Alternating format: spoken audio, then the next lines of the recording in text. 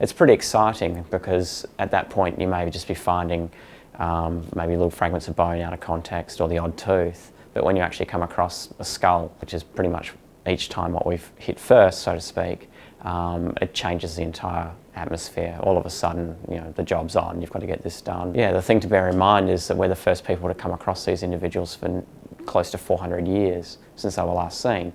And it's a one shot to basically record this. As you're excavating, you're destroying the context, the evidence. You can't put it back and do it again. So it really gets pretty serious at that point. First one that was found was SK14, and it's quite unusual that it was found at a considerably deeper part of the island compared to any other individual to date, almost or well over a metre of depth.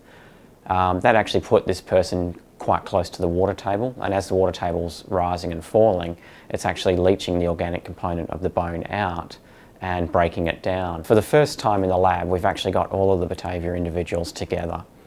So there's 13 that have been recovered from 1960 up to the present time. And although the remains that we didn't recover this year have been previously studied, we've never actually had them all in the one place at the one time, because obviously the amount of information you can get looking at them as a collective sample is increased. You can look at them relative to each other. You can interpret trauma patterns, again, relative to each other, and it really does help to reconstruct their lives.